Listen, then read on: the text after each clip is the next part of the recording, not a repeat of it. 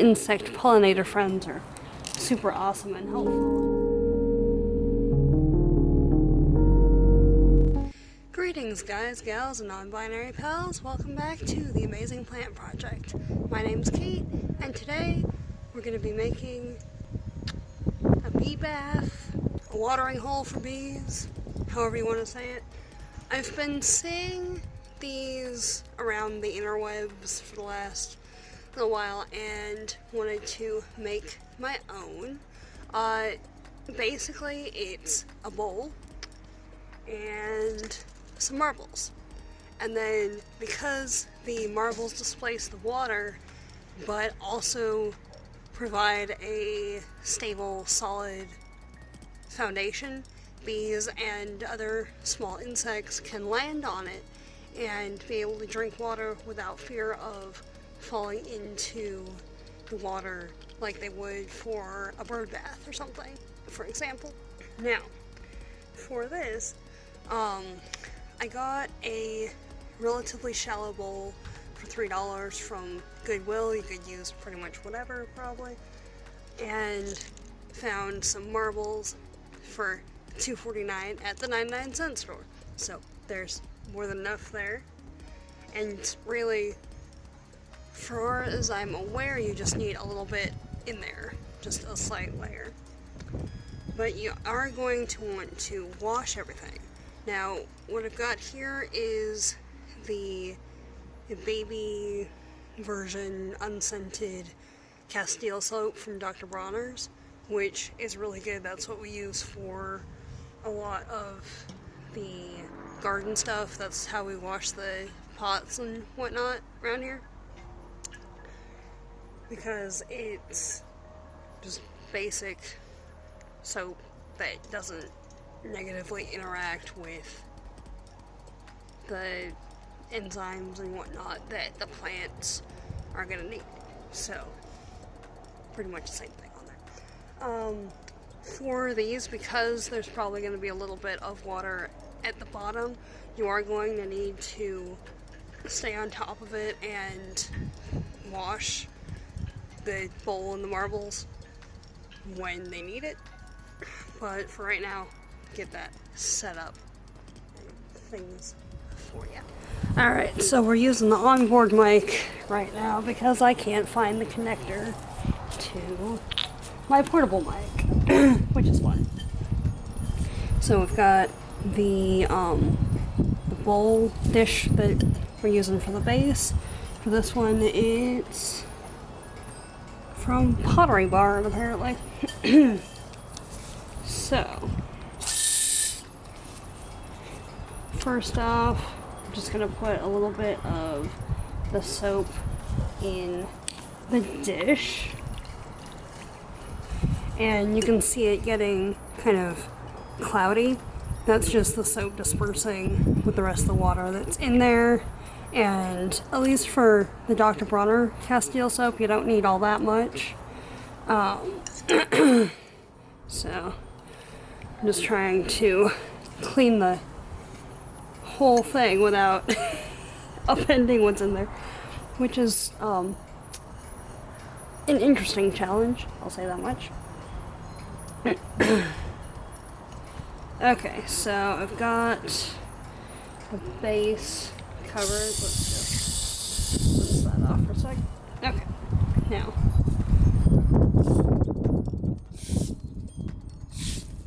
if you're gonna do this, I would highly suggest using a towel or bringing a towel out with you, especially when it's about to rain. Okay, so we've got marbles over here. Alrighty, so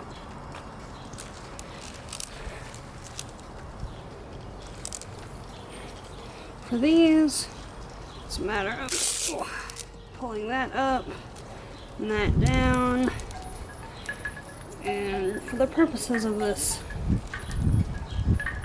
thing, alright, so here's the marble sets in there.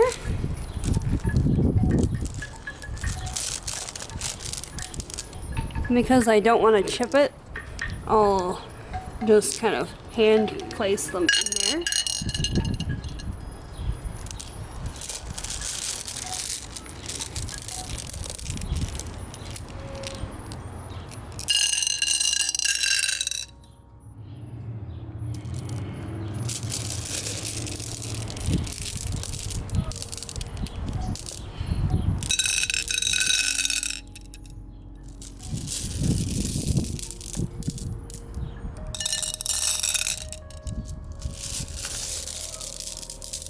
Oh. Okay. At least in this one, it's in two separate things, so that's more contained.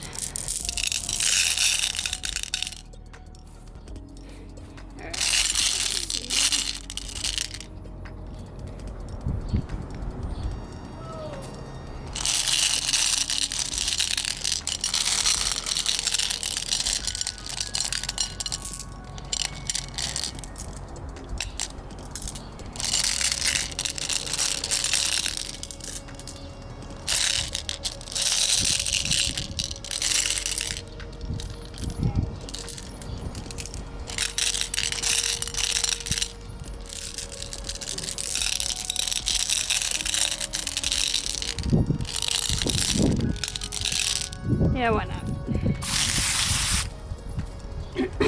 Okay. So we've got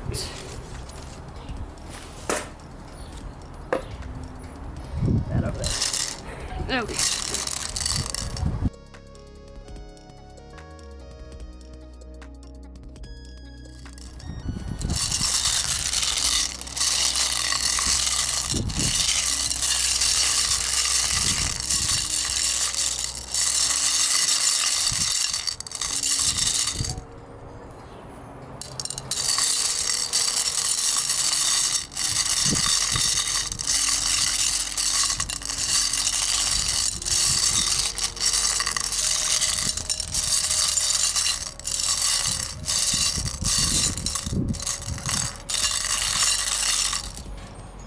Okay.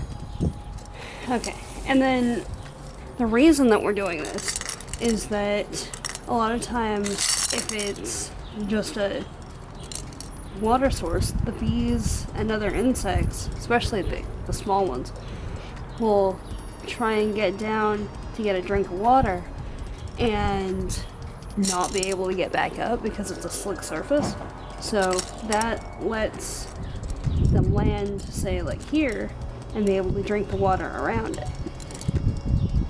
So, yeah. Because our little insect pollinator friends are super awesome and helpful and muchly needed in the ecosystem.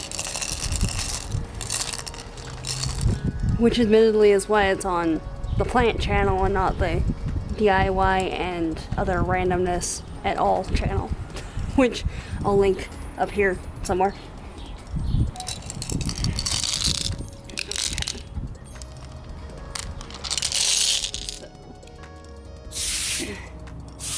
So now they're clean. Now we just need to rinse off the soap.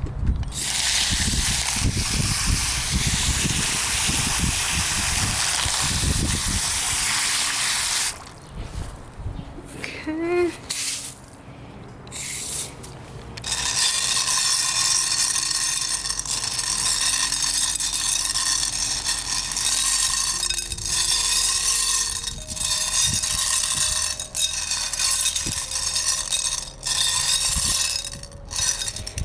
Yeah. And while the other versions of this that I've seen have just had the clear marbles, you know, white bowl, and it's all nice and aesthetically pleasing and stuff, somehow I really like this a lot more. Of course, it also has kind of a 70s retro vibe to it, so that might be part of it.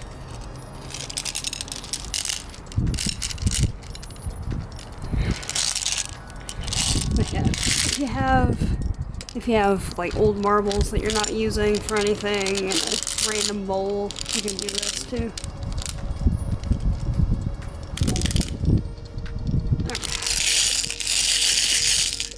Alright.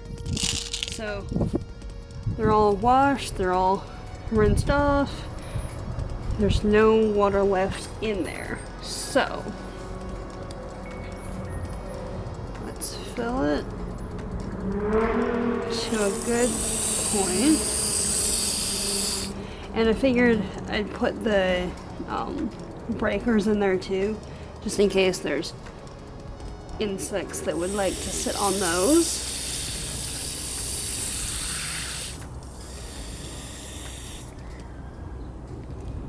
Okay, so it's filled up to about here right now.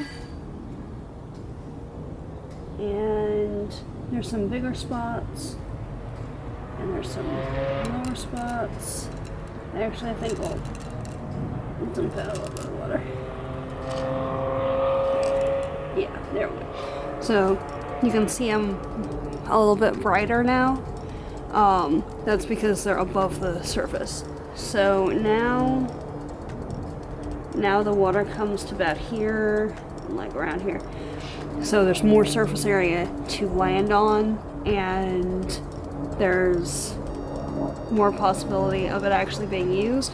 And then once the water level goes down, like this is just under the surface, but once the water level goes down, then these are going to be more accessible too.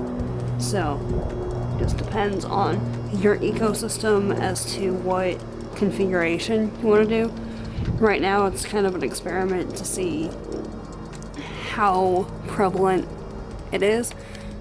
Okay, so for right now at least, we'll leave them here and see who takes an interest. I know the grass over here is kind of a hot mess, but we've got some dandelions up here that a lot of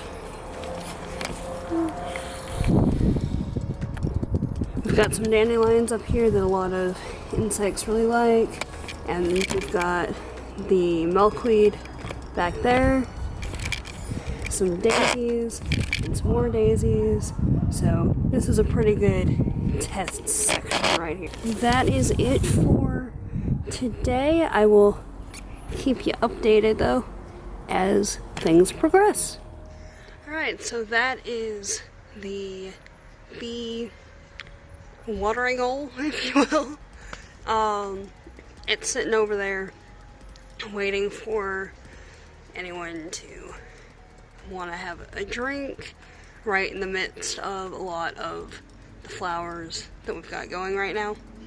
And I will keep you updated with how things go on that front.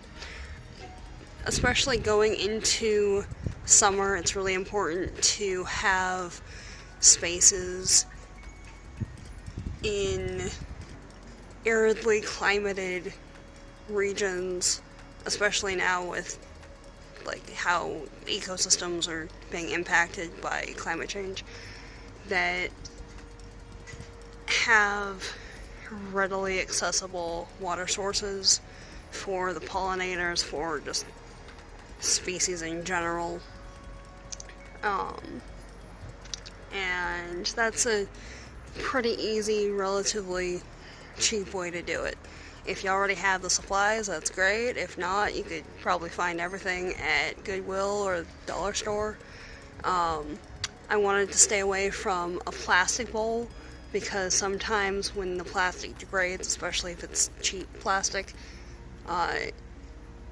compounds can be released into the water and make the insects even more worse off than they would be otherwise. Also, plastic breaks down in direct sun. Ceramic can do sometimes, so can glass, but it takes a lot longer, it's more durable, and overall just a better option, really.